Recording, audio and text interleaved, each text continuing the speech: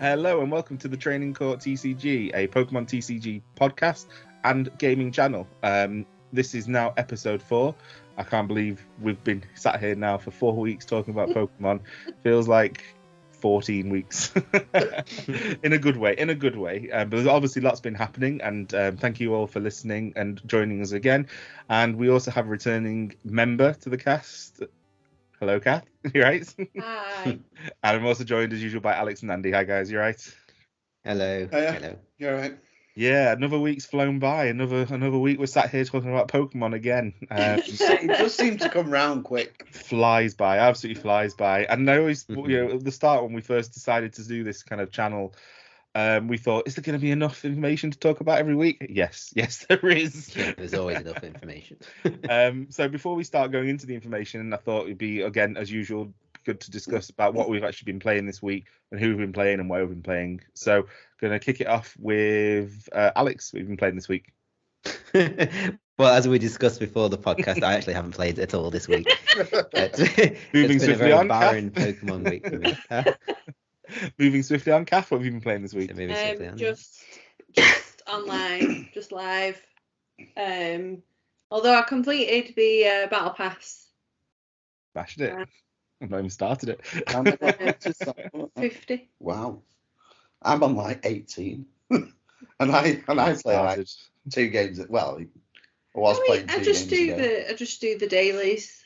Yeah, I suppose. And then when I have enough crystals to unlock the next level, if it's something good, I'll unlock it. So what deck have you been playing on live? Oh, still Clefairy. Okay.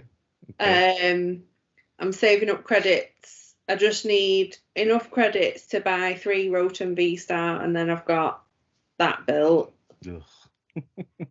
We discussed last week about I think about that deck, but yeah.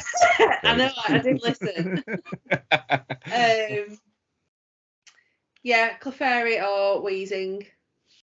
Okay, and what have you been coming up against most? Is it still pretty much a Lugia dominated meta on live? Because I'm going to be honest, I've not really played much live.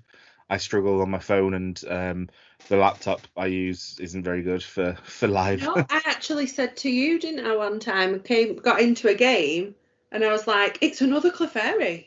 Yeah. Like the mirror match. I won, of course. Of course. Yeah, no, lots of random stuff, but then like lots of Eternatus because they were giving the cards away for free, lots of Mew because they were giving the cards away. So people seem to be branching out of Lugia a little bit. Oh, brilliant. Andy, what have you been playing this week? I know you've been playing a bit more than Alex and Kath. Yeah, so Saturday you came round to ours, and we obviously played some tabletop for some new cards coming out from the Scarlet and Violet set. So I played Miraidon, and you played Gardevoir. I'll let you talk about Gardevoir, but Miraidon was pretty good. I'm quite excited for that deck coming out, to be fair. And then Monday we were back at Fanboy 3. I was playing Zoroark again. Felt a bit more confident with it this week. Didn't feel like I wanted to throw it in the bin as soon as I come home. But yeah, so won 1, lost 2, but I was still happy with how I played. Brilliant. Yeah. So as Andy alluded to, we decided to get together over the weekend, print off some proxies and try some new decks that are doing well. Or not just not even doing well, but just new decks from the Japanese meta at the moment. So as Andy alluded to, he played Miraidon EX and I played Gardevoir EX. Interesting. We're obviously looking to record some of the matches and going forward record some matches and also upload them over to onto our YouTube channel for you guys to watch. Again, we'll try and keep on top of the newest decks, meme decks, etc. Just try and keep it fun and fresh. But yeah, it was good to have a look at some of the new cards, especially for myself playing Gardevoir EX with the stage 2. Having to go up to that stage again. It's been a long time since I've had that. You're talking of, well, I say long time last year with the Inteleon, but it feels like a long time in TCG terms. I don't think Inteleon counts, does it? Because you're not getting them out. It's very keep them useful out at locked stage in. one. It's more Yeah. utility character, isn't it? Well, Yeah. utility card as opposed to the actual getting the attacker up for the actual attack. But yeah, no, it was really good. Like I said, I'm not going to go over it too much purely because we will be looking to release a video where we go in discussion and obviously see the actual decks in play. The new decks to us, new cards, new combos. So a lot of learning from Are our, you our just side. making excuses for the misplays? Yeah, There's yeah. loads of misplays. There's loads of misplays. But talking of no misplays, I also then played on Fanboy 3 as well on Monday, and I went back to Old Faithful. I went to Lugia. I didn't get a chance to alter my deck from the week beforehand when I played at Geek Retreat, and I teched for a specific Rotom player. So I didn't have a chance to change it, so I played it as is. I lost 2 and won 1. It's rough. It's rough. Some of the players out there are really, really good at Fanboy. One of them he played a Lost Box, and which is annoying because I took out my Stoutland for the Galarian Zapdos because I thought I'm not going to come across much Lost Box, and came across a very, very, very good Lost Box player. He's actually a Pokemon professor and a member of the staff that also worked at Worlds, etc. So very experienced player, and he was able to beat me he got off the Kyogre from Celebrations. Do you know that move where he just got all the energy that week. Is it Aquastorm or something? Yeah, he literally just all his deck in the end was just energy recycler at the end, and he just literally last card he took it and then energy recycle. So every card of the next 5 cards he pulled were all energy. So he was able to take me out, and unfortunately I prized my Manaphy and I had a injured Lugia on the bench, so he was just able to take the knockout. But it was really good game. And then the other game was a Lugia Mirror where I should have won, but I overthought it and tried to take 3 prizes in one go. Didn't work, and he won. But then we did have another game, and I tied against him. But yeah, Lugia to me is still the deck that runs the most consistent for me, albeit it does brick. And both times I played, I started with Galarian Zapdos V in the active, which was really, really frustrating. And that's not the way you want to start with Lugia. You want to start with Lugia and Archeops in hand, maybe. So, but it was interesting, and it's good to play. I'm playing again this weekend. I'm not sure if anyone else is. I think you. Guys, it depends on what time I get the card done. Yeah. Well, yeah, so we'll hopefully see you there, but I'll probably be playing the exact same deck anyway. So, okay, so then on to our first topic of the evening that we're going to talk about is the internationals at Melbourne, the OCIC. So, it obviously quite successful. I think there was 528 players overall over in Australia, and the winner was Azul GG. So GG to Azul. Did really well. You got some big names in the top, the top 8. If you look at the top 8, you've got Grant Shen, Rahul, Owen, Cameraman, Regan, Retzloff, and Azul. So it was a really strong top 8. But overall, Lost Box won. Lost Box won. And then if you look at the It's been other a while, top 8, actually, hasn't it? Oh no, Lost Box Goodrow won Liverpool. Lost Box good. Yeah. No, Mew won Liverpool. Yeah. Oh. Mew won Liverpool, yeah. But if you look overall, really, if you look at the top 8, you've got a good mix, and you've got 2 Lost Box decks. You've got a Mew, you've got a Regigigas, and then you've got 4 Lugias. So, overall, it was a really, really good, strong tournament. I remember I watched the first day on the first stream. I think it was Sam Chen, and it was really, really interesting. It was a Vicar Vault deck versus a Lost Box, and it was really. I was literally sat at the edge of my seat going, "Who's going to win this?" Because both needed cards, and neither of them could get them. But it was really, really interesting. So, but I thought we'd have a quick look, obviously, at Azul's deck list. So I'm going to share my screen so that you guys can see what I'm seeing. This is what Alex edits it out, so it's seamless. I ain't doing that. I'm good with that Jirachi Reggie. Oh, that was such a good deck. Didn't do better. Yeah. That game. What was that? That was great. That was the standout game. I think. We were watching it, and it was like how people get when they watch football. We were like shouting at the screen, cheering. Yeah. What was the deck? What was it? So it was Reggie's, but he had a Radiant Jirachi in there. What? With that roll. Yeah.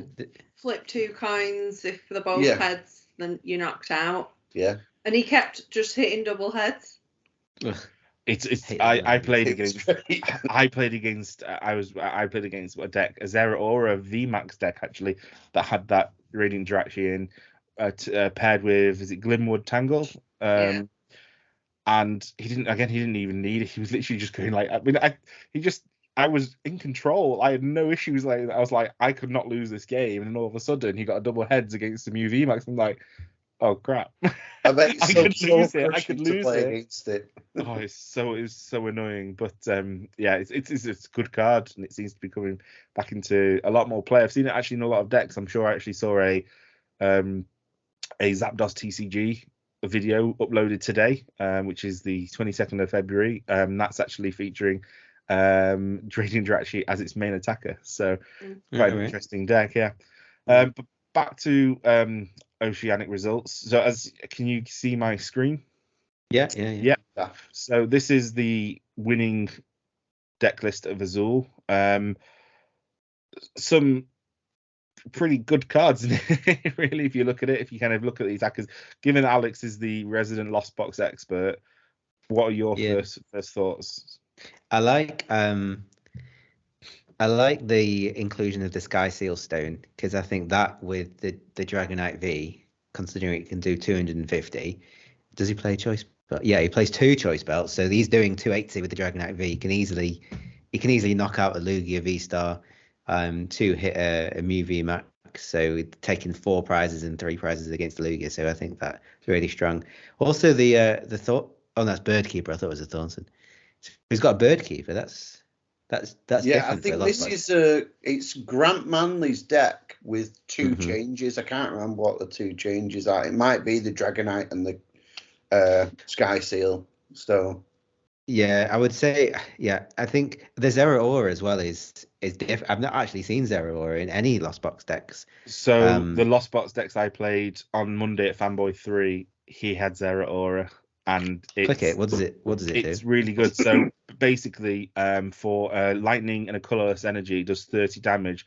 However, if it's a Pokemon V, the active Pokemon is if your opponent's opponent is an active, if your opponent's active Pokemon is a V, it does an extra 80 damage. So all of a sudden it goes to 800. 800. 80 plus 30, 110. So it goes to 110. But then you got to think straight away, if you're getting that out against a Lugia V, that takes the knockout for weakness. Yeah. It takes the knockout for Archeops, and it also takes the knockout for Luminium. So but it does 110 in total. Just click the card. It does 110 in total, yeah. But that doesn't hit Lugia for not weakness, does it? No, 220. Lugia V, not V-Star. Lugia V, I was saying. Lugia V. It happened to me, so he was able to get off. He went first. He then was able to do all his kind of rotation, get up 7 cards into the Lost Zone, get this out, Mirage Gate to this, then boss up of Lugia V that I had on the bench, and all of a sudden he was 2 prize cards ahead, and I didn't have any Archeops up, and I was able to hit a knockout straight away. But he was able to. Is it better than Is it better than the amazing Rare Raikou, because that does 120 outright and 120 to the bench? This one needs less energy, and it only needs 1. It needs 1 lightning and 1 colorless. So all of a sudden, I think it's a lot.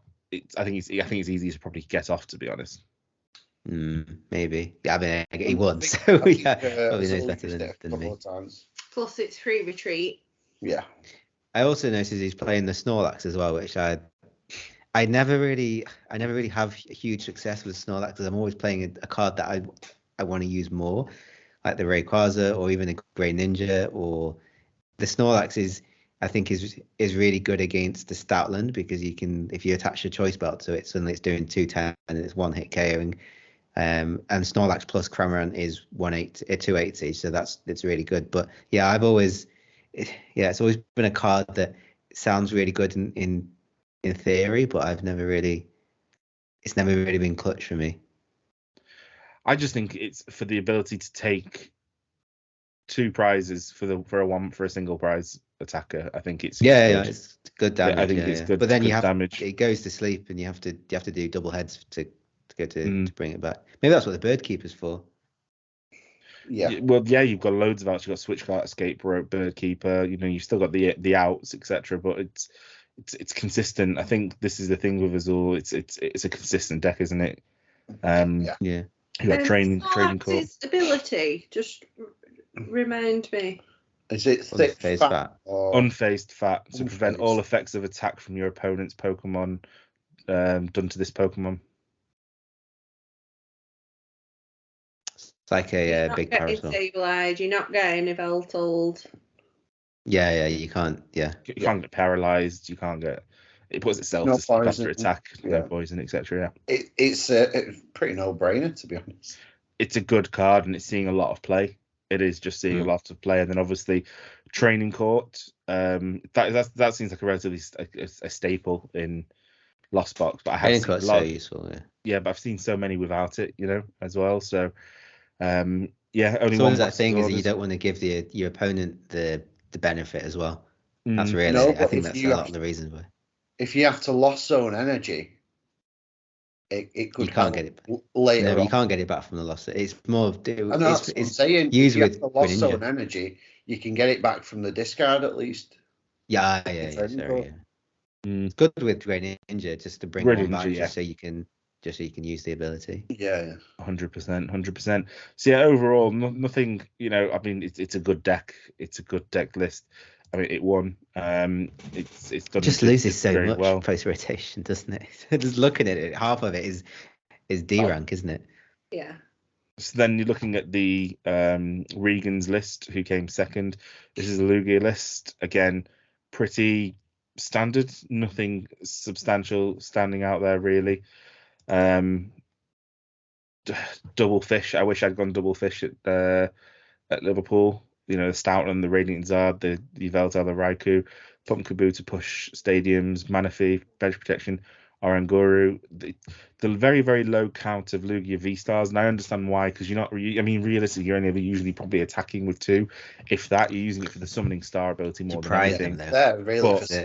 I have prized 2 V-Stars before, so I can't. But then, obviously he's done well. It's risky, isn't it? It's so risky. But there's a lot more disruption. I'm thinking in this one. 3 Marnies, 3 Research, 2 Boss, 1 Serena. Got the Bird Keeper, 2 Vacuums, 2 Choice Belt. This is just pretty much a bog standard Lugia list, and it is the Lugia list now, I think. Do you use a lot of in Lugia? Do you use a lot of Oranguru? I personally don't. I'm not a fan of Oranguru. I see the benefits of it, but I always whenever I did used to use Oranguru, I always got stuck in a vicious loop of swapping a card out and then getting a card. The card that I got was trash, and then all of a sudden I'm buggered because the next card I already know I'm getting it. So I can't get something to get myself out. Well, it's there to reserve something important. Good card, yeah. It's not really draw. Yeah, but most people play Judge now. Yeah, but if you put in an energy back in, so you can Primal Turbo, get the most out of Primal Turbo, then that's what you put back. Isn't going to be on the top either. Yeah. So. Yeah, I mean this list is very similar to what I run, apart from the fact that I put I put more Lugias in. I can put more Lugias in. I've also put Professor Burnett in as well. But like I said, we were discussing it on Monday, myself and the guy I played, and it's power over consistency, and realistically consistency should win every day of the week. But for me, Burnett has helped me a couple times, but then usually it's a dead card you get when you need something else. So it's difficult, but I just can't bring myself to take it out of my deck yet. So, but yeah, overall, did you guys watch the final? Was it a good? I personally did. Yeah, it's a really good final. It was a good final. Yeah. Yeah. One of the best I've seen in a while, to be honest. Yeah. Yeah. I can't remember a better one. Yeah. Yeah, I think there's some really good players, getting out there at the moment, and everyone's not teching, but it just becomes about the skill of the player now, doesn't it now? Because there's just so many good cards and so many outs. It's how you think about how you act in the heat of the moment, really, and that's separating obviously the better players, and that they are coming through. So let's have a look at some more lists. So we've also got Owen. So Owen, last time I played Owen, he was playing Lugia. And I gave him the win, which was frustrating. But this time he was running. Really took the win. You gave it to him. I gave it to him. I think I did. No. I don't let me repeat this story again. But I literally gave it to him. Don't repeat it. I'm not repeating it, but he knows, and I chatted to him after. I messaged him. I messaged him when he made top 8, and he was saying, he's much preferring this than any Lugia, because he just had so many Lugia mirrors in Liverpool. So yeah, I think he was much preferring of this. So I mean, looking at this is just a DTE Mew, but with the added ability of the Aerodactyl and the Aerodactyl V-Star. It seems to be standard this now. Nothing here is surprising me. Craft of the Peak, Lost City, all standard, one choice belt, Power Pad, Silene, tablets, all really, really bog standard. Good to see Rotom Phone coming back in. Don't see that many of them coming in anymore, which I think. That's Forest Seal's doing. Yeah.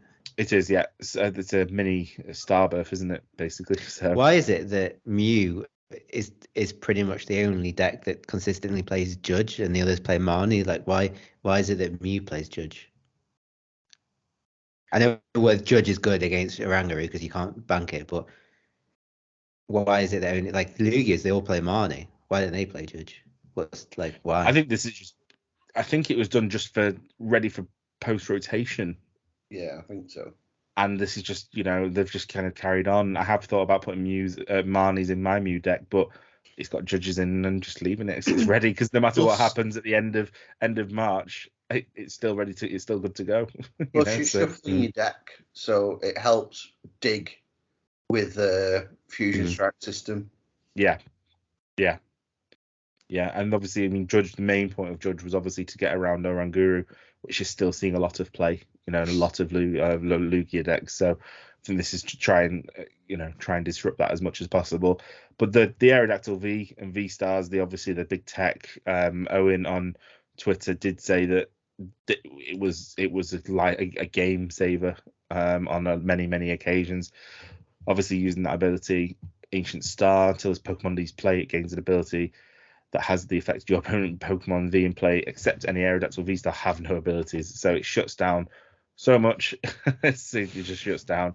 It's great. It is really, really good, and it can also then help just get that deck the advantage. So it makes it. I've seen this a lot, and I see Aerodactyl in loads of decks now. To be honest, I've seen it in a Hisuian Gudra deck. I've seen it obviously in control decks. I just think it's going to be more commonplace now, especially when you've got things like Miraidon, where you can get 2 basic energy Pokemon from your card. Sorry, 2 basic lightning Pokemon from your deck into your bench, is it? So I think going forward in that, and then obviously, Gardevoir's ability is you can get energy from the discard for 20 damage counters. Again, Aerodactyl V stops that, stops the energy acceleration, it stops the bench acceleration. I think Aerodactyl's around for a while until rotation now, so I think we're going to see a lot more of it. But overall, nothing massive really. Roxanne, don't really see Roxanne in Mew, but I suppose end game it'll be helpful. But at the moment you get you lose a knockout on the Mew, you can use that straight away and punish your opponent straight away. So yeah, overall a really, really good list. Just staying on this before you do go back. One thing that I always kind of struggled with in in lists where I've got a Pokemon with a V-Star power and then I've got like a Forest Sealstone or something, is just figuring out which to use in the match, because obviously you can only use one, and you want to use the Aerodactyl V-Star really, I suppose, but you might need to use the Forest Sealstone to get yourself going, and then you kind of got 2 dead cards, because what's the point of Aerodactyl? I guess in that situation, it's whatever problem arises first. Yeah. You need to Forest Sealstone first, or is it best to use Aerodactyl? If you've got a chance to use Aerodactyl, I would probably always use that, because you're shutting off Lugias and everything else. If you're Aerodactyl prized, then you're going to use Forest Sealstone. Yeah. Which is, you do actually see new decks predominantly run 2 Forest Sealstones. So this is only running 1, so it's an either or kind of jobby, to be honest. So but again, it's pretty standard. And again, this is going nowhere. I don't believe there's nothing apart from quick balls. There's nothing, is there? There's nothing going, I don't believe. But quick balls, I think, looking at some lists from Japan, they're getting replaced with 2 feather, 2 nest. So I don't think there's not much loss there. The only loss is the fact that you're losing that ability to discard a card in your hand and thin your deck out, which is what a lot of new players do. So but overall, it's pretty standard. It's staying around, and there's a lot of new decks around. I think we saw a lot, didn't we, on Monday? And I think the inclusion of the Mew VMAX in the League Battle deck has just made it a lot more common and a lot more affordable for people. So it's staying around to keep your Drapions around. You know what, as well, just thinking about the ball search as well, just that you mentioned it, that it's going to change, because all I thought really was that the fact that you just can't get a Pokemon to your hand, then to use its ability like Luminion to put it onto the bench. But like one of the strategies is to get a Pokemon, then don't play it because you want to save it for another turn. But like now it's this. I'm just thinking the strategy is going to be so different that you have to put it onto the bench, and there if you want to get it or you risk like someone bossing it up on the next turn and taking it out, or you don't get it. Like it's going to be interesting. But that's what I say. If I play a ball though, generally I'm trying to play that Pokemon on the same turn, because otherwise you could just get manied. Like if you get Ultra Ball to get an Archeops and do it again with another Archeops, and they're both sat in your hand, a Marnie's just undoes all that work. Yeah. Agreed. Moving on then to 4th place, Rahul Reddy. It's been a while since I've seen Rahul in a top 8, so I think he was quite chuffed with it as well, looking at his tweets on Twitter. But again, this is the Reggie's deck. I'm going to leave this to our resident Reggie expert, Andy. Yeah, so the difference, he plays an Energy Lotto. What else is in there? Escape Rope. I didn't play Escape Rope in mine. Generally, it's kind of the same for those 2 cards. Okay. But he played a really good, like the games I saw him on stream, he played like really well. Couldn't fault his. I think he got one of his games. He got a turn 1. Might have been a turn 1 or 2 donk on. Was it a Lugia?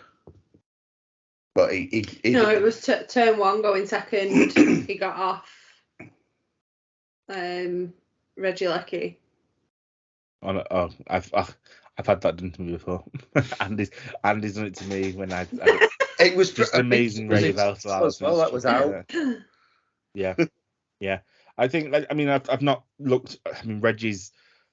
I like Reggie's. I hate playing against Reggie's, but I like the fact that there's this really good single prize deck which doesn't cost the earth. It's just, it's an achievable deck. It's a good deck, and it does well against the meta. I've not really kept up too much in advance of what's going to change. I know it loses a lot. Obviously, it loses the Aurora energies. It loses loads of energies, etc. Scoop up next, etc. Yeah. But I'm still sure there's going to be ways for Reggies to survive post-rotation. I just don't think they'll be as prevalent as they are now. I've seen a Reggie deck being used with basic energy, Mhm.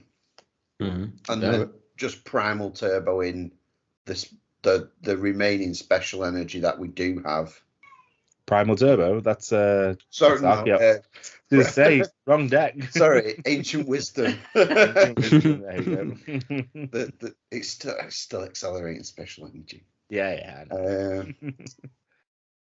It's a major loss for Reggies. It's the most annoying thing, Reggies, when you play in Lost Box and you're just trying to 2-hit with Cram and they just keep scoop up netting. So annoying. Lost Box can't say anything about scooping up, so I'm not going to say anything. Okay, so then that's the top 4. We'll just have a look at any other decks. Again, going back to Raz Walp, again played a Lugia deck. Let's just have a quick check to see there if there was anything in particularly different. Again, pretty standard. Nothing. Pretty much the same. Is it the Irida, Irida. So Irida is we discussed Irida. That was played. That Skylar seems to be the choice amongst a lot of players as to what they're going to play. But again, it seems relatively the same. Again, 2 V-stars, 2 Lugia V-stars. Again, yeah, it seems to go down. And then you've got Pedro Torres, who played the Lost Box, again top 6. Let's have a look to see how he did in terms of anything. So he played Baby Zam. Played Zamazenta. Yeah. He played Baby Zam and he played Raihan. There's Raihan in there as well. Sky Sealstone again. Raikou, yes. So yeah. So what do you think, Alex? I mean, is that more like of a deck that I played basically Pedro's list minus like a couple of changes, and it's changed a lot. But he uses Raihan in his list, and I used Raihan in my list. I ended up with 3 Raihans. He's taken out his Rayquaza and put in the Zamazenta. It is interesting. The Zamazenta, that's the one that tanks a load of damage, and if any of your Pokemon knocked out, it's a good card in Lost Box because your Pokemon are getting knocked out pretty much each turn in one hit because you've got such little health.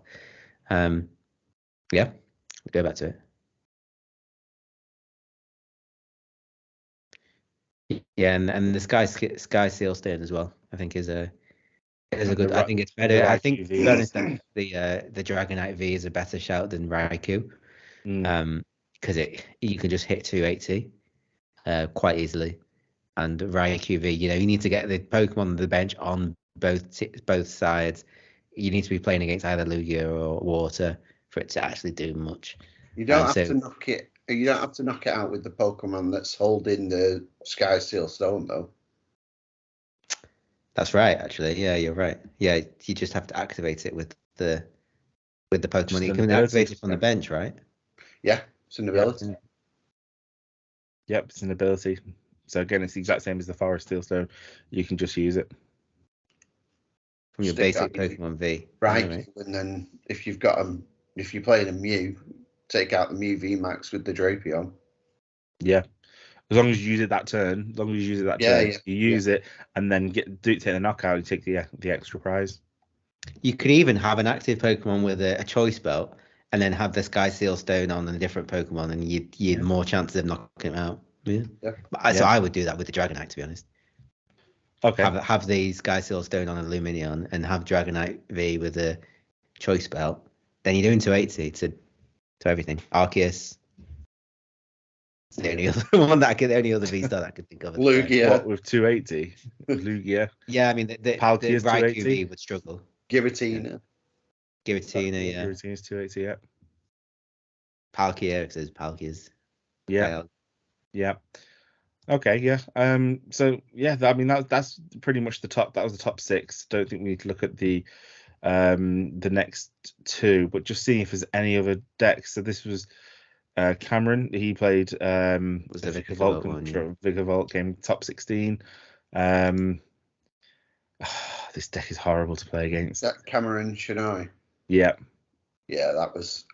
I need to speak about his match with Azul. Yeah. Yeah. Okay. I mean, he was playing one of each, so Forest, Steelstone, and a Scour Steel. So yeah, that's quite interesting. But it's a good deck, and it's again, I don't think it's losing a lot to rotate. It does lose. Yeah, Vikavolt itself, it loses to rotation, doesn't it? So that's a deregulation. So hopefully not too many Not of too them. much longer. Thank God for that. God, what they're going to bring out next, that makes me worried. We've also got Takuto Itagaki, who played a Yveltal Eldegoss control deck. Let's just have a quick look at that. Again, seeing, I've seen this Yveltal cry destruction so much now because everyone's just trying to do it to get Lugia in the bin, really. Yeah. To a double turbo energy, and it just gets rid of up to 3 special energy on your opponent's side. Absolute nightmare. You've obviously got the Gormandize Snorlax for the draw. You've got the Unfazed Fat for the tanking. You've got the Miltank for the tanking, and you've got the Eldegoss as well. Some Starly, Ice-Q as well. Starly? Yeah. Starly with Sky. Play the Berkey. Yeah. So yeah, it's basically if you play Berkeep in your hand, ignore an energy cost, and then you're able to go into your hand and get to any 2 cards. So it's quite powerful, really. Seen a lot of play as well. It's got the Thornton as well, Yellhorn, Peonia. Yeah, it's the Wash energy to help as well. Sydney, don't see much Sydney player though. I've seen a couple. Sydney do. I'll show you now. Your opponent reveals their hand has got up to 2 in any combination of Pokemon tools, special energy, or stadiums from it. So again, it's just pure disruption, really. So if you put kind of like put Path to the Peak in, or Lost City, it was Galamine actually. Galamine is the one that, again, that a lot of these decks use, which is where that increases the cost of the active by another 2 energy, isn't it? I think that's what Galamine is. So, if all of a sudden the retreat costs are just so much more, think of something like the Regieleki, actually, that'll be 5 energy to get it retreated. So yeah, using Sydney has seen play to get rid of the Lost Vacuums, to get rid of the items, and to get rid of the stadiums. But yeah, overall a good mix. Again, Lugia was definitely there. We had an Arc Dura in the top 25, some Hisuian Gudras as well, but overall nothing, unfortunately, as much as we discussed last time, the Inteleon, Palkia Inteleon that we Ian Robb ran, unfortunately that none of them, but we did see an Articuno Inteleon in the top 53. Are we going far down the list? Just trying to find different decks to discuss, really. You look at this, it's kind of, I think this is quite a cool deck, really. You've got the Articuno to is it paralyze your opponent's active Pokemon. You got the Frostmoth for energy acceleration. Crabominal is a really heavy hitter, and then the Radiant Alakazam as well to move damage counters around. It's good that there's these decks, because again, predominantly we are seeing an absolute whitewash of Lugias everywhere. So it's good to see some variety. But Andy, you wanted to mention something about Azul's match with Cameron. Take it away. Yeah, so somewhat weird happened. I don't know if it was the judges or it's the event organisers. I don't know if they were making people do it, but they were making them play the decks and the prize cards mirrored to the other player. So during the match, Cameron took a knockout on one of Azul's Pokemon, and then muscle memory, just reached to his left to grab a prize card, but that was his deck. Okay. And not his prizes. What was the outcome? Sorry with that. So he had a 2 prize penalty, and then even though he'd not looked at the card, he just took it off the top. They still gave him a 2 prize penalty.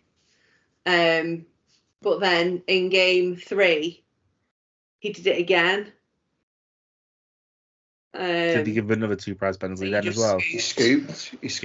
Right. Because Azul literally tried to stop him. Yeah.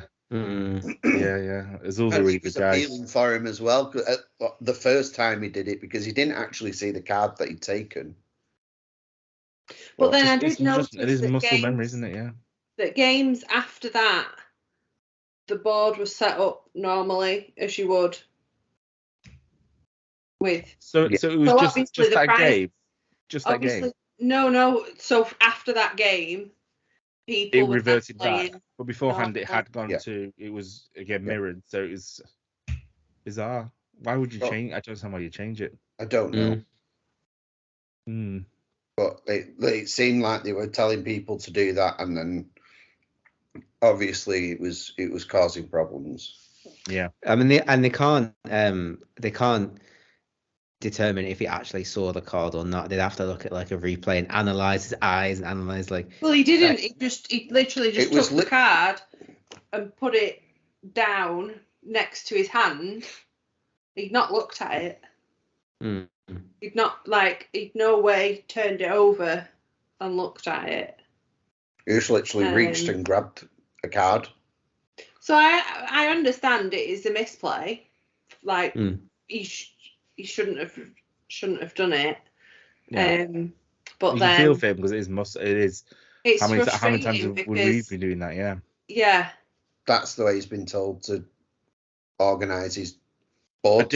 I did see a tweet as well from, I can't remember who it was from, but it's from a relatively well-known player, and they just said, listen, being on stream is 10 times harder than just playing a normal game, because it's the pressure and everything, and there's the basic things you can do to mess up and misplay happen a lot more than you would believe, because it's that just immense amount of pressure, of thousands of people watching you, and also you're being all the spectators watching you as well. So it must be really, really difficult. And apparently also the headphones have got music on them as well, so you can't hear anything. So it's not just like. So I thought they were talking to each other. I think they can talk to each other, but they have music playing apparently through the headset, so that you can't hear anything outside. Because if someone shouts, play the commentary. Someone shouts, "Oh, he's prized 4 companies." Yeah, or the commentators. So, for example, in Liverpool, the way it was done, you had the 3 stages for the TCG, the VG, and Go, and then literally behind the Go one was where the commentators were sat commentating the game.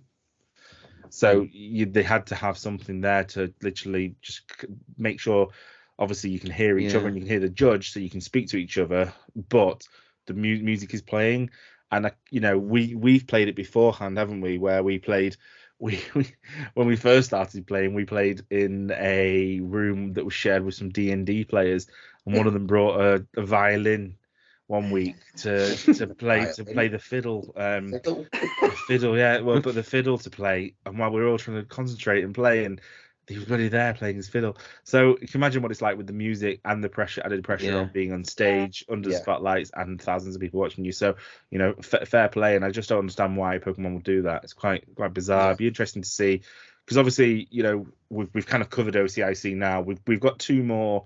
We've got 2 more tournaments coming this weekend, actually. So we've got in America, we've got is it Knoxville? Knoxville and Tennessee, and then also in Europe we've got Bochum in Germany. So there's 2 going this weekend. Obviously, one we ran by Pokemon, one we ran by Limitless. So it'd be interesting to see really if they learned from anything from that, or how they make it set up and get it set up, etc. So it'd be interesting to see. But again, just before we move on to our next section, any predictions for Tennessee or Germany? More of the same. Yeah. I mean, the Lugia lost box or me, or a good the mess has reached a point where I think it's the lists are going to get as good as they are, and then they're just kind of swapping cards out really just to try and preempt what the other people are playing. But I think Lost Box in Lugia has probably pretty much been cracked, and so is Mew, I would say, and Regis. So I'm still hoping for Clefairy to get that tournament win. Yeah, maybe not. So not yet, anyway. Maybe if I got a spot at Liverpool. Yeah. Maybe. Would you have played Clefairy, do you reckon? Yeah. Would you? Yeah. I would have been really good to see, actually. Yeah. I think So, because I've played it so much now, yeah. I think that I can like almost get out of any. I must have played every variation of starting hand, every kind of variation of prizes. Yeah. And I suppose most kind of texts that people play, such as Path to the Peak or Arc Dura, it doesn't make a difference to Not Clefairy, bothered. does it? It doesn't make a difference at all, really. Just single check. prize lists, I guess, Aerodactyl that might, you'd have a problem with. Aerodactyl might, yeah. To be fair, Aerodactyl might, but that's again mainly in But Mudex, then really. if that's turn 2 or turn 3, and I've had those 2 or 3 turns, I've got 15 energy on the board. Yeah. So, Yeah, I think you And should. it's weak to psychic. and it's weak to psychic. It's fighting, isn't it? It is fighting, yeah. I think it's weak to psychic. Got it cracked. You could have won Liverpool. Could have If won only- the whole if only- thing. If only we'd known. If only we'd Set known. name up properly. Okay, well, moving on then. We discussed last week about in cast absence as well. We discussed last week about some new cards that are coming, and as usual, after we record, more get released and more get announced. So we've got a couple more that have been announced in Japan from Triple Beat, which I thought would be really good to cover. Especially given that we're now, I know we're now doing the last couple of regionals with this meta. We're now hopefully, I think, is it EUIC in April? Is that going to be the first tournament with Scarlet and Violet? That's going to be the first one with a legal tournament for Scarlet and Violet. So we thought we'd have a look at some cards. These cards, again, aren't potentially going to be in Scarlet and Violet. They're most likely going to be in our next set, which will be in June. However, we thought it'd still be good to cover because we have had some more cards. Do you think they'll delay the next set, or do you think they'll bring it back in track and release it in May? I don't know, actually. I can guarantee you though, June. if they do release it in June, and September's is late, November's will always be bang on time Yeah, it's kind of got to be, hasn't it? for Christmas. It's the same kind of like we had last year with Astral Radiance and Lost Origins, isn't it? Sorry, no, Lost Origins and Silver Tempest. Silver Tempest was November, wasn't it? Yeah. So that was, it felt like literally weeks between them, and it was, to be honest, it wasn't a massive amount. So having a quick look, again, thanks to pokebeach.com, we've got a couple of new basic and stage 1 Pokemon. We've got Misdreavus with a Psychic and Colorless Hypnoblast, does 10 damage. Pokemon's active, Pokemon's now asleep. And then the evolution for stage 1 is Miss Magius, 90 HP. The ability is Magical Flick. When you play this card from your hand to evolve one of your Pokemon during your turn, you may choose an energy attached to your opponent's active Pokemon and move it to one of their bench Pokemon. And then for a Psychic and Colorless, it's Psychic Sphere for 60 damage. What do you guys think of that? Because I've actually played someone with a Miss Magius deck, and it's quite annoying, actually. And I think this is maybe a step back, but that ability is pretty cool. I think this I would play this. Are you just saying that because she's your favourite? Well, she is my favourite. But I don't know. I like those like rogue. That people be like, "What you playing? What?" Yeah. Like Clefairies. Like Clefairies. Yeah, exactly. Yeah. Yeah, and isn't there a card that's coming? What's the supporter card that's basically Scoop Up Net? Because you won't be able to use it more than once, which is the ideal, really. For like one use ability turns, you really want to be scooping up and using more than once. So there's a supporter that you just put all the cards into your hand. Yeah, Is it? I can't remember the supporter name, but you play the you literally scoop up a Pokemon and all the cards attached. Yeah. It's like a better scoop, isn't it?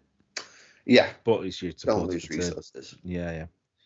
So that looks cool. I wonder if it will get any play. But the one that I'm really excited about is Dedenne. So Dedenne EX is back, and it's a terrestrialized Pokemon.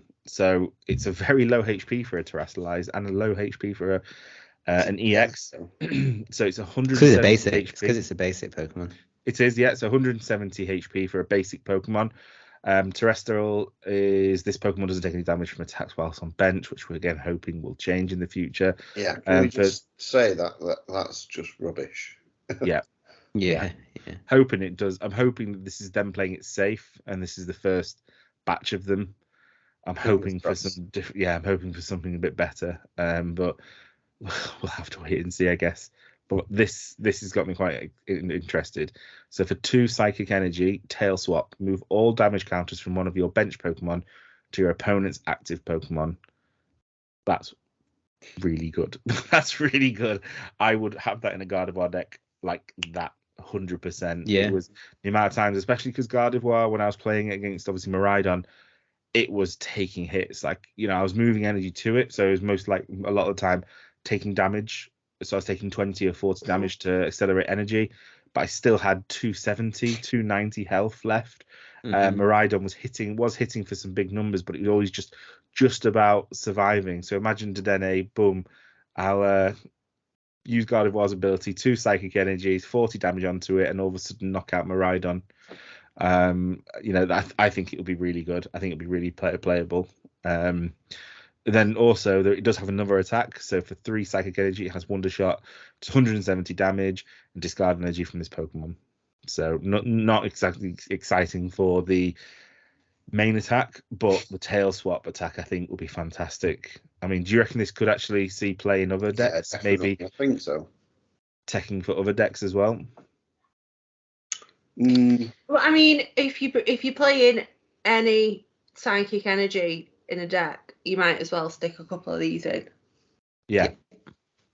You could also pair it with the Cresselia from Astral Radiance, maybe. I can't remember which set it's from. Where you move 2 damage counters from each of your benched Pokemon to one of your opponent's Pokemon. So if you've spread that Psychic Energy and you want to use that as well, it could combo well as well, and that's a Psychic as well. I'm just checking that one actually. Sure, it's Chilling Rain, I want to say. That's Cruel Charge though, isn't it? No, that's Moonglow Reverse. Crescent Crescent Claw. I think it's Cresselia from Chilling Rain. So search your deck for a Psychic Energy and card and attach it to one of your Pokemon. If you go second, No, the other one. The other one. I think it is Astral Radiance. Or it might be Lost Origin. Moonglow Reverse Cresselia. Are you googling that or am I googling it? No, I googled it. It is. I just don't know what I don't know what the icon is. I can't remember what this icon is. I think it's it looks like a little bug, which reminds me of Giratina. So I think it's Lost Origin. It's F rating, which I think was it'll be Lost Origin. Yeah. I think again, I think this would be a good card, and I think there's gonna be lots of pairings with it, especially if you look at we've got Mewtwo, obviously Mewtwo v Union deck still knocking around. Control decks, you've obviously got the Sun and Moon Bros with Mewtwo V-Star. That was a relatively prevalent deck when it first released. Didn't hit the heights. Maybe this could help it hit some heights. It's the really pushing Psychic, I feel, at the moment. Yeah. So let's just have something. Not just Mew. So there was also a couple more cards. So moving over to the darkness, you've got Paldean Wooper. So basic Pokemon, 60 HP, Stampede for colorless, 10 damage, and dark and colorless, 20. Nothing to write home about. But then you've got another one, which is basically two versions of the same card. Again, same HP. For a colorless energy, find a home, search your deck for a stadium card, reveal it, put it in your hand, and shuffle your deck. Again, it's almost like Rule the region, which is annoying because then if you undo that and then all of a sudden get Marnied, it's just completely obsolete, which is really annoying. It's rubbish. Yeah, but if you bait in the Marnie or the Judge, if you got nothing else. You could then you're wasting a turn on it though. You could then draw into. You've got nothing else to do. Yeah, you may as well. Yeah. Yeah, well then hopefully then you'll if you did that, if you can bait that into maybe a Paldean Clodsite EX, which is its evolution. So stage 1, HP 280. Ability Poison Bog. Once during your turn, if there's a stadium in play, you may leave your opponent's active Pokemon poisoned. And then a Darkness, and then double colorless energy, Needle Bone, 200 damage. Flip a coin if tails, this Pokemon can't attack during your next turn. I mean, that makes sense. You get the stadium with the basic, and then evolve, play the stadium, attach, and then it's poison. Yeah, I think Darkness again is going to be, especially if Psychic's going to be so prevalent. I think Darkness, there needs to be some better Darkness Pokemon out there apart from just Drapion. I think everyone's a bit sick of Drapion. Like the moment you play a Mew deck and then you put down a Drapion, or you hear a sigh. It's like, I know I don't want to play it myself, but you've got. I guess there's so much Psychic going around because Fairy is quite prevalent in the game, in the video game. In the actual VGG, yeah. That they're not going to bring Fairy back, unfortunately. But bring back Fairy and Dragon. There's Dragon Energy as well. Dragon Energy as well. Not yet. Not in this. Not in this set, I've not seen any. But Andy, Al, have you got anything comments on that? Is it something you maybe contemplate? I just don't think poison is very effective. Like the poison status, like even Wheezing, which is the most annoying one, it sits there and just poisons you and shuts off your abilities. But you actually sat there for like a few turns, not being able to do anything, but not really. But if it hits 200 as well, you are kind of doing something, even if it if it does 200. The 200 is good. Yeah, 200 is a good amount of damage for a dark attack, considering all the psychic Pokemon. So that's good. But you've got Dark Patch still knocking around. Just that's poison. Still in. Dark Patch is still in rotation, I believe. That came back in Astral Radiance. Yeah. Darkrai, Galarian Zapdos. It's not Galarian Moltres. You've got Baby Moltres. I'd love a good Dark deck to come back, and I had built the Turbo Darkrai deck, and it was just missing something. So hopefully something from Scarlet and Violet will benefit it. You've got Radiant Sneasler as well, haven't you? Yeah, Radiant Sneasler. Adds 2 more. I think 2 more every turn for. So all of a sudden, instead of taking 2 damage, you're taking 20 damage. You're taking 40, and then you're hitting for 200. You know, it's it's quite. I think it's quite good actually. Could see some play on that. And then there was a reprint of a Boss's Orders, but this time it is Ghetsis, who is the main bad guy from Pokemon White and Black and White 1 and 2 as well, I think. Interesting. We had a conversation, didn't we, about this with one of the guys from where we play. They were going to struggle for Boss's Orders in Scarlet and Violet because there's no actual boss. You're going to do a Penny looking really menacing with her hair, or and her Eevee bag, or there's even if you put one of the, even if you put one of the it'll be Team Star bosses, they weren't that great.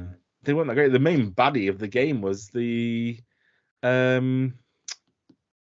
professors, Professor Research. Oh yeah, the professor's the Toro. The mother was it? Toro. The AI, the robot professors might be. Robot. Boss's Orders. Yeah, but they'll just stay as research. They'll stay as research, I think. Yeah. Yeah. So it's interesting they've gone back to Ghetsis, but again, also I think people want Black and White remakes. So do you reckon that they're hinting that get this back into kind of rotation, just into people's minds? It could potentially. This could be a weird play by Pokemon saying, "Are you ready for a remake?" Yeah, I think most people are, to be honest. I think there's there's plenty I want, but Black and White 1 and 2 I've not played, and I believe they are some of the best story-wise games. I think I've just started White 2 because I've only got White 2. So I'm trying to give that a play and trying to get that through and get that sorted. But yeah, the whole storyline is meant to be really, really good for the Black and White. So it'll be interesting. We've then got a stadium, so Lesson Studio. The attacks of each player's stage 1 evolution Pokemon do 10 more damage to your opponent's active Pokemon before applying weakness and resistance. Bit naff. I think this is a bit naff. I don't think this is very, very. It's another damage multiplier, isn't it? If you it could see play.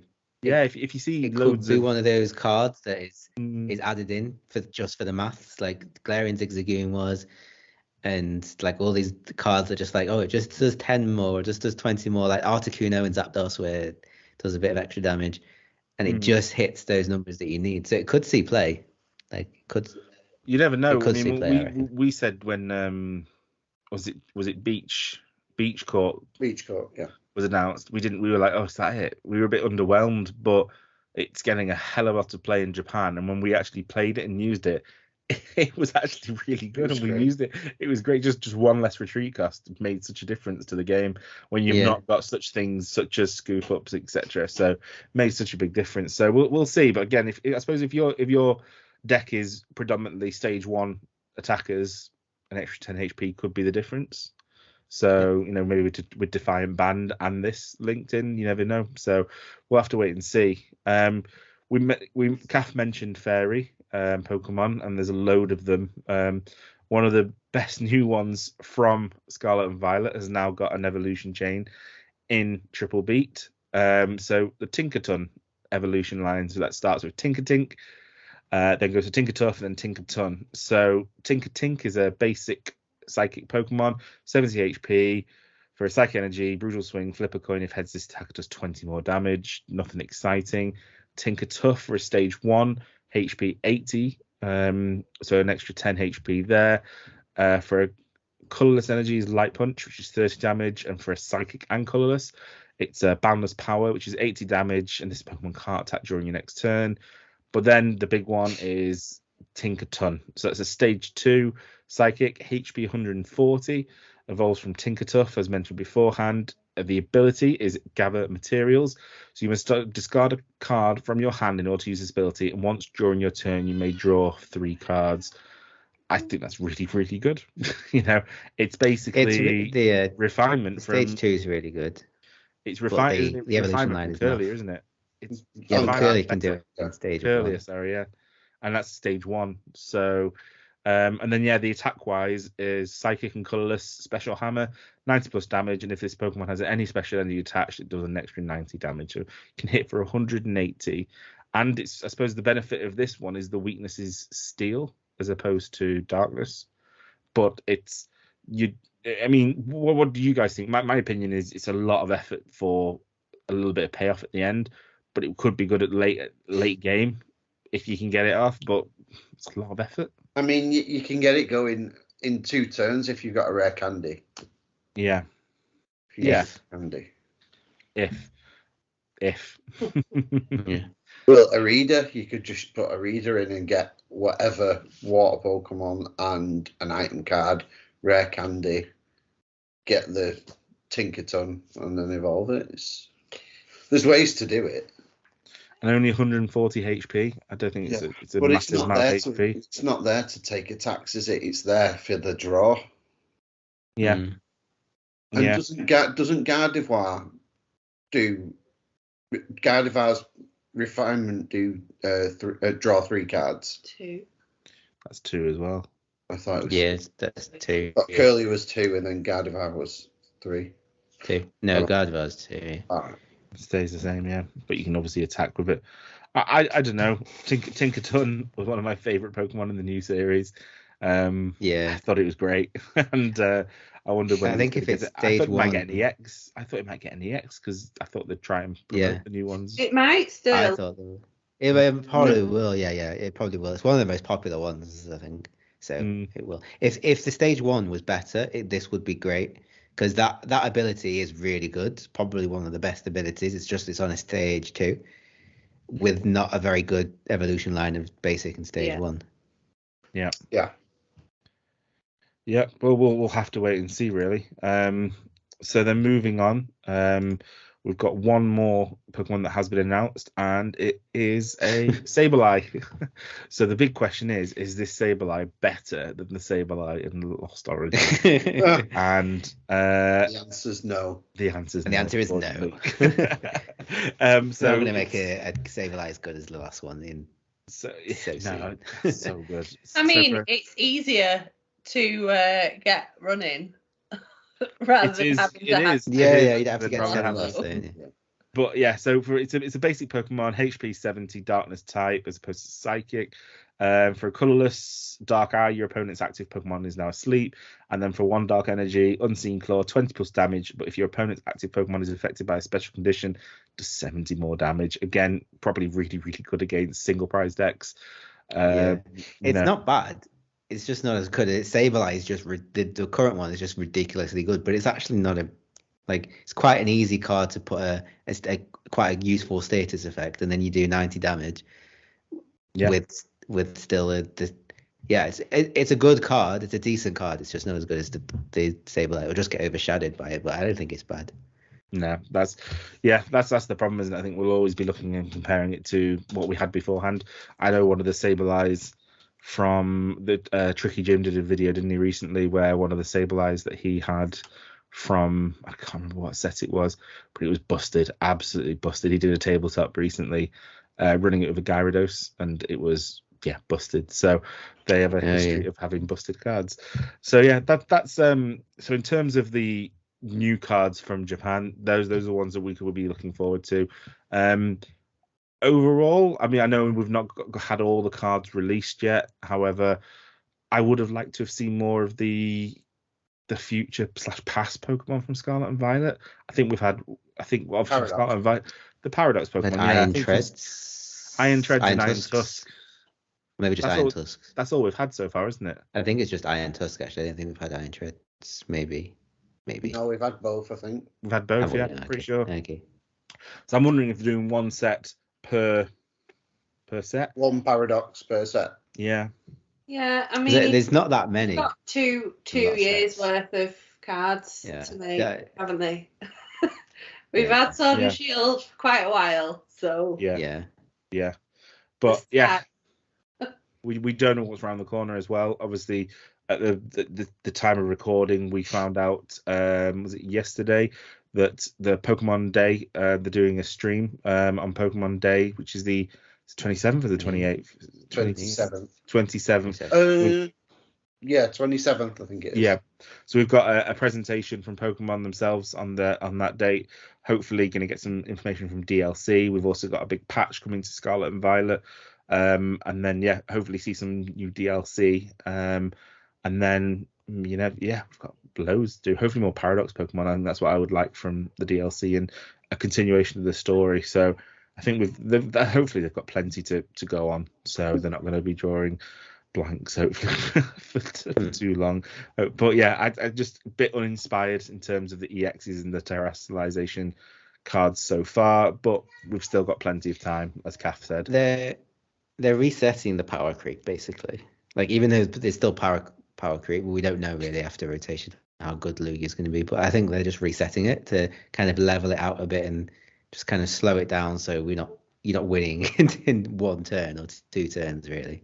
Yeah, well, exactly. Lugia, in terms of by the end of the standard, it will be back to the kind of the state that it is now, I reckon. Yeah, I wonder if they'll ever do a full hard reset and just I don't know how just they get do rid it. of all the vistas. Just get rid of everything and start again. The only way that I think they can do that is to just announce that all E regulation or all F, everything up to F is being rotated early, like in a year or something. We were talking about this one, Andy. We don't know when the next rotation is going to be, do we? We've got the end of March. Is it going to be 6 months? Is it going to be 12 months? We don't know. I think we might have another one in September, maybe. Yeah, I think it'll be sooner than we think it will be, because this one was a lot later than it should have been. Mm-hmm. Yeah. We're in like a super meta now, really, aren't we? Yeah. Lugia shouldn't be as good as it is.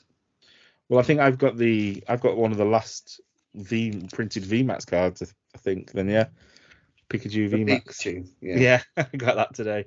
So I think they'll want to get rid of them, won't they, as soon as possible? Especially when you get things that don't make any sense, cards that don't work really because they've still got V's, etc. Yeah. So I think sooner rather than later. But then talking of sooner rather than later, kind of a nice little segue onto our next section is we're now less than a month away from pre-release. And the pre-release promos, whilst we've been aware of the pre-release promos are going to be, we've now actually got them in English. So they've been captured in English. And I just thought maybe just quickly breeze over these, because we'll obviously be discussing them and playing them in a month.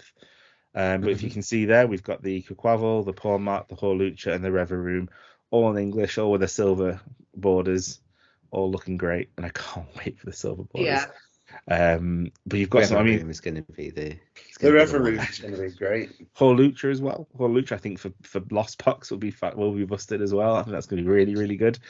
I think the only one that gets a tough end of the stick is Quaquaval, because even with its ability, which is Energy Carnival, which is once during your turn, you can attach a basic energy from your hand to this Pokemon, and then you can attach as well manually, and then you can like Melanie or Raihan. You can get that loaded up, that 3 energy loaded up, but it's only doing 140. So I just think it's a bit weak, as opposed to the Pawmot, who can hit for 230. Obviously the Hawlucha's got a lot of benefit for moving it. For 1 damage counter per on 2 bench Pokemon, I think the Hawlucha flying entry is, and then obviously the Reveroom is just busted. So what are you? I think we're all doing a pre-release. Alex, are you coming back over to the UK for a pre-release, or? Yeah, I think I will. Because it's gonna be a while before I can come back. So yeah, I think I'll come back for the pre-release or the new set. So you're going to come back in at the end of March, and then you're back then after. Oh no, we're talking about this one. No, it'll be the next set. All right. Okay. So then obviously, Kath, Andy, we are going to pre-release event. We've got our spaces booked. Which pre-release promo do you want? Reveroom. We all want Reveroom. I want Hawlucha, to be fair. Although for the benefit of the actual day, I think the Pawmot could be. The Pawmot's going to be good. For the actual day. Still, it's a stage 2, and I don't think the basic and stage 1 are great. I think like looking at the basics in stage 1s will always have the advantage when they're good cards. Yeah, probably Reveroom for me then. But no, I Hawlucha. I want all of them, so eventually as a completionist. But yeah, I think Pawmot does look a very nice card. It is a very nice design. I do like the Pawmot one. Yeah, definitely. Well, we will just keep you guys in the loop with how it goes, and obviously how we're doing in terms of when the dates are booked in, and how we felt it went, etc. So we'll obviously keep you all in the loop. So then moving on to our last part of the podcast is RTFC. So read the flipping card. So again, each week we go over a card that one of us has encountered, either in a game or online, where we've had to, either us or our opponents have had to stop and go, actually, wait a second, can I just read this? and actually get an understanding of a card that is used and we didn't know the premise of it before. This week is actually my turn. And I actually played, I played a Lugia Mirror on Monday at Fanboy 3, and one of the cards that I used was Stone Energy. Stone Energy is a special energy from Vivid Voltage, which as long as this card is attached to a Pokemon, it provides fighting energy, and the fighting Pokemon this card is attached to takes 20 less damage from your opponent's Pokemon.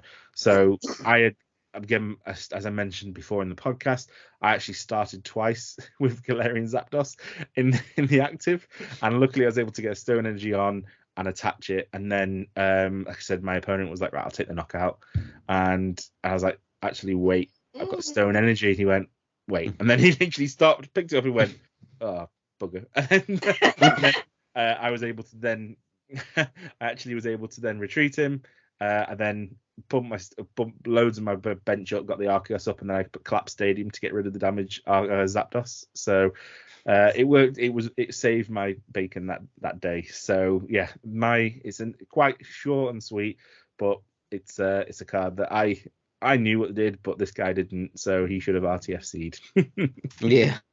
It's another example of a card where it's giving you an extra 10 or 20 damage, or reducing the extra 10 and 20 damage, and it's the difference between a win or a loss. Massively so, yes. It's like when you used to play Urshifu and you'd have 4 single strike energy attached, and you're like, yeah, I'm doing pretty much like double what it says on the card because I've got all these all these energies attached that all do 30 more damage, and you just like, Yeah. cool. So you're doing if you'd be doing 270 plus another 120 with 4 single strike energy. Like, poor Clefairy didn't know what to do with itself. Then you got 60 HP. Poor thing. Right, okay. Well, I think that brings us to the end of the episode, unless anyone's got anything else they want to add, throw in beforehand. For the VG players out there, the Pokemon have announced for Pokemon Day that there's a new 7-star raid coming out. A Terrestrialize raid, isn't it? 7-star. Terra raid. Water Pikachu. Water Pikachu. It's naff, isn't it, really? Yeah. Enough, yeah. I would have thought it would be something really good. Like, I'm pretty sure they did the flying Pikachu, so I guess they're doing the that was as well. That was one of the pre-order bonuses, wasn't it? Yeah, it's going to. Let's face it, it's probably going to be the hardest one. They'll just somehow make it really hard and just give him all the IVs. Yeah. Your slow bros will still work though, won't they? Yeah. Azumarill. Oh no, I suppose you can't use Azumarills, can you? Yeah, just use electric, I guess. I thought they could have done something a bit better than Pikachu, but I get what they're doing. You know, like you said, flying Pikachu and now surfing Pikachu. Technically, it's the most popular Pokemon. Like, yeah. I'm hoping for some Mewtwo. I'm hoping for some legendaries to come at some point. So we're obviously getting starters. We've been getting starters. We had Cinderace, Greninja, Charizard. So we've had some starter Pokemon. Hoping for some legendaries and mythicals soon, hopefully. So, but maybe they'll make an 8-star like Rayquaza build or something like that. Hopefully something like in Crown Tundra, where remember we had the raid. It was the raid dens. Remember the Mewtwo, wasn't it? No, it wasn't. It was where you started off with a borrowed team, and then you went through, and then you was a legendary at the end. That we did that for that was really months. good. That was really good, and I think Zygarde was driven. We had to like all plan our moves because we couldn't beat Zygarde.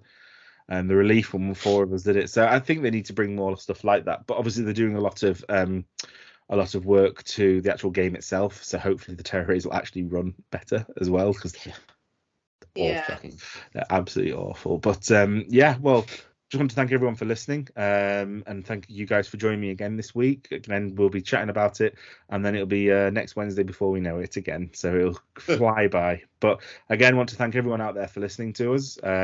You can catch us on all our socials. So on Instagram, it's Training Court TCG. On Twitter, it's @Training Court, and our YouTube is the Training Court TCG. We also have a Twitch channel, which I believe is twitch.tv/Training Court TCG. Which obviously we're going to be, again, I know we say it every week, but we will start actually streaming on there someday. And Alex spilled the beans last week about Podbean, but he didn't get it in time. So he spilled the beans, but didn't get the bean. Didn't get the bean. The beans should be released hopefully the same time. Hopefully the same time as the actual episode. Yeah, no, definitely. But again, I want to thank everyone for listening, and thank you guys for joining me, and we'll see you all next week. Take care. Good night. Bye.